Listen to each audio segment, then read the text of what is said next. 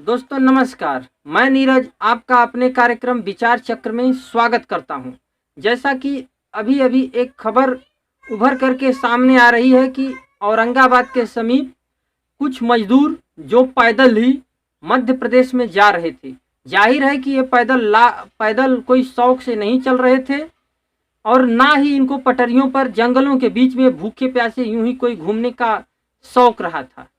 वे बहुत ही मजबूरी में और खाने पीने की कमी के कारण, इनको वेतन भी नहीं मिल रहा है, पैसा भी नहीं मिल रहा है और ठेकेदार लोग हड़प करने की भी स्थिति में हैं।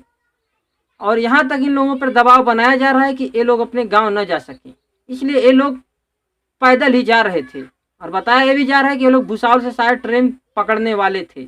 अब ये लोग पकड़ नहीं सके थे परंतु ट्रेन ने ही, ये रेलगाड़ी पर तो नहीं चढ़ सके लेकिन रेलगाड़ी ही इनके ऊपर चढ़ गई।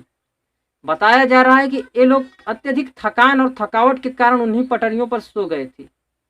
क्या ये लोग शौक से उन पटरियों पर सो गए थे? कुछ लोग कह सकते हैं कि नहीं, इनमें इनकी ही गलती हो सकती है कि ये लोग पटरियों पर क्यों सोए। तो जाहिर है कि ये लोग पटरियों पर नहीं सोए।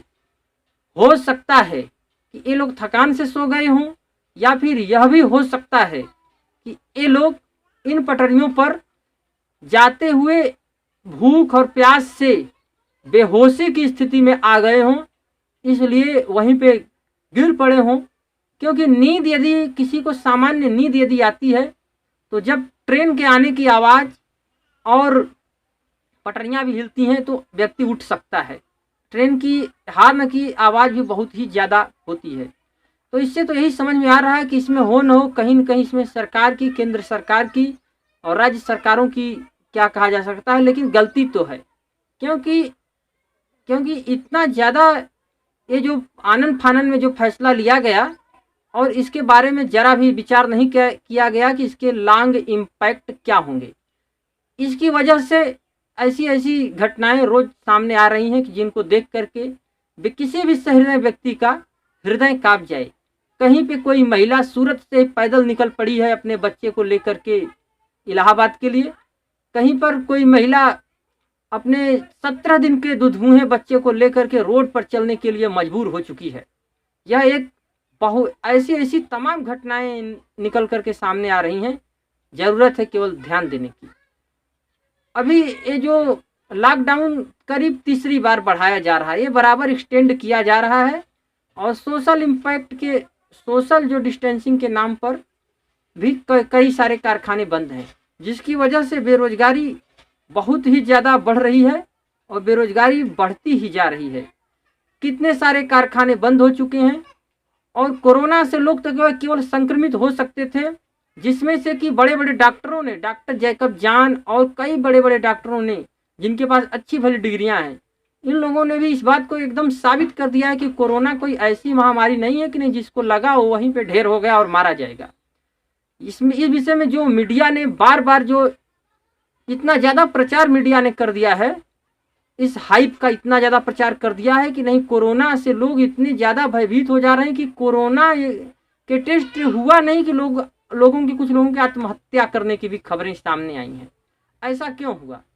हमें ध्यान देने की ज़रूरत है और पैनिक होने की नहीं ज़रूरत है। क्योंकि अभी इसके बारे में यदि हम जान लें तो जो कोरोना का कम से कम 100 में से 80% श्रमिक, 100 में से 80% व्यक्ति जिनको यदि होगा कोरोना भी, तो वो केवल एसिम्प्टोमेटिक होगा, यानी कि उसमें आपके ऊपर कोई भी लक्षण उभर करके नहीं सामने आएंगे। उसमें आपके ऊपर कोई भी लक्षण नहीं उभर करके सामने आएंगे और व्यक्ति कब ठीक हो जाएगा, मतलब उसमें आपको न खांसी होगा, न जुकाम होगा, न बुखार होगा, ऐसी उसमें कोई भी समस्या आपको नहीं आएगी। दूसरे नंबर पे करीब 20% जो व्यक्ति हैं, उनमें से 15% लोग हल्की फुल्की दवाएं लेकर के ठीक हो जाएंगे। कम से शायद 2% लोग भी वो जा सकते हैं वेंटिलेटर पर, उनके लिए खतरा है। और इन 2% में उन लोगों की संख्या ज़्यादा हो सकती है जो कि किन्हीं बीमारियों के पहले से ही मरीज हों। उसमें हृदय के भी मरीज हो सकते हैं, हार्ट के पेशेंट हो सकते हैं, कैंसर के पेशेंट हो सकते हैं, कोई भी वो बीमारी पहले उनको एक बीमारी डायलिसिस पे चल रहे हों, ऐसे लोगों की या फिर उम्र ज़्यादा हो, करीब 60 से ज़्यादा हो। ऐसे लोगों की मृत्यु होने की संभावनाएं ज़्यादा हो सकती हैं और बच्चे भी हो सकते हैं। तो ऐसा कब था कि भारत देश में मृत्यु नहीं होती थी किसी बीमारी से? कितनी बार लॉकडाउन किया गया? ये लॉकडाउन तो पहली बार हो रहा है, इसके बारे में तो कोई सोच भी नहीं सकता था। ऐसा क्या हो गया कि नहीं इसमें लॉकडाउन बढ़ाया जा रहा है। अरे लॉकडाउन से तो नहीं समझ में आता है कि नहीं इससे समस्याएं दूर हो जाएंगी, क्योंकि लॉकडाउन से समस्याएं और बढ़ रही हैं। और यदि सोशल डिस्टेंसिंग की, तो शराब की दुकानें खुलवा करके आपने तो धज्जियां उड़ा करके रख दी हैं। कहाँ रह जा रही है सोशल डिस्टेंसिंग? कितनी सारी तस्वीरें उभर करके सामने आ रही हैं शराब की दुकानों से। और इसके बाद मजदूरों का आपको कितना ख्याल है, वो आपके कृत्यों से दिख रहा है, सरकार के कृत्यों से दिख रहा है। कहीं पे मजदूर पैदल चले जा रहे हैं, कहीं पे मजदूरों से आप जो उनको ट्रेन से बोलने में फ्री में ला रहे हैं, उनसे भी किराया वसूला जा रहा है। ऐसा कई बार साबित हो चुका है, कई बार देखा जा चुका है। उनके पास टिकट है, फिर भी आप कह रहे हैं 85% हम दे रहे हैं, 5% केंद्र सरकारें दे रही हैं। अरे 15%, माफ़ कीजिए, 15% केंद्र सरकारें दे रही हैं, लेकिन ऐसा तो नहीं नज़र आ रहा है। अब समय आ गया है कि लॉकडाउन ख़त्म कर देना चाहिए और गरीबों के पास पैसे आएँ। इसके लिए उनको क्या करना है, कैसे करना है, बड़े विचारकों से सलाह लेकर के आपको काम करना चाहिए। और लॉकडाउन द्वारा लोग ज़्यादा डरे हुए हैं, इसलिए लॉकडाउन सरकार को ख़त्म करना चाहिए। उनके पास अपनी राय हो सकती है, लेकिन जनता की भी यही एक राय है कि नहीं, ज़िंदगी बहुत कठिन होती जा रही है, इसलिए लॉकडाउन ख़त्म करना ही चाहिए। और इन सारी बातों पे काफ़ी ध्यान देने की ज़रूरत है। और लोगों से इतना ही रिक्वेस्ट है कि नहीं, टीवी वीवी से दूर रह करके कुछ और भी पढ़ाई लिखाई करने की अब ज़रूरत है। वे नेट पर हो सकता है, वैज्ञानिक तथ्यों की जांच करने को हो सकता है, नहीं तो कुछ लोग हैं, कुछ कंपनियां हैं जो कि केवल मुनाफा कमाना चाहती हैं। इसी से इस बात का बार बार प्रचार किया जा रहा है। परंतु हमें इस बात का काफ़ी दुख है कि कोरोना में लॉकडाउन की वजह से, ट्रेनें और गाड़ियां न मिलने की वजह से आज 16 मजदूरों ने अपनी जान गंवा दी है।